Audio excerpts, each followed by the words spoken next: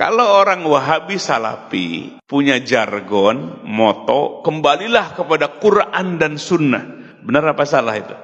Kalau yang dimaksud kembali kepada Quran dan Sunnah menurut mereka salah kaprah. Hanya kembali kepada Quran dan Sunnah. Yang kedua, menganggap berarti umat Islam yang lain sudah keluar dari Quran dan Sunnah, makanya suruh kembali. Ya kalau kita di Pageningan, malah bikin rumah di Raja Polah. Kembali ke sini. Kenapa disebut kembali? Karena dia bikin rumahnya bukan di Pageningan, di mana? Di Raja Polah. Jadi kembali kepada Quran dan Sunnah itu menganggap umat Islam yang lain sudah menyimpang dari Quran dan Sunnah, sudah keluar dari Quran dan Sunnah. Itu kesalahpahaman. Yang kedua, salah pahamnya kembali kepada Quran dan Sunnah menurut mereka bahwa kita harus langsung dari Quran dan Sunnah, bukan dari para ulama. Nah, ini salah kaprah. Kira-kira bisa nggak kita memahami Quran dan Sunnah langsung?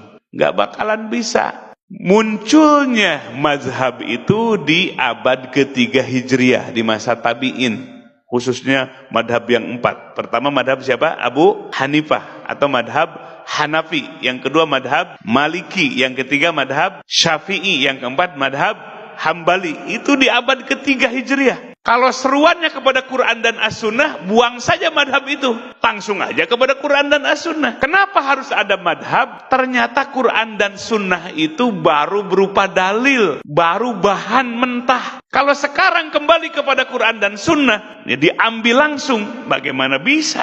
Seorang mujtahid kembali kepada Quran dan Sunnah itu, ternyata Quran dan Sunnah itu bahan yang harus diolah lewat proses ijtihad. Maka 4 pendiri madhab inilah berijtihad.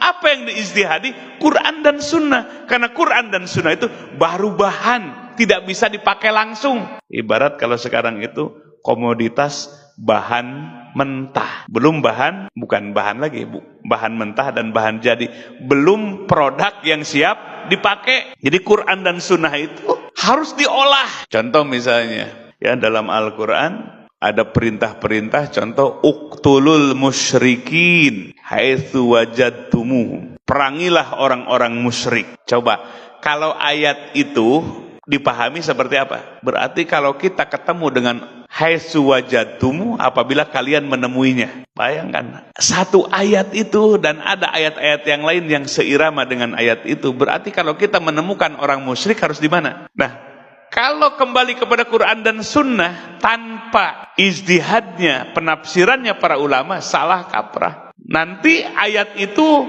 mentah kan? Mentah nggak? Mentah.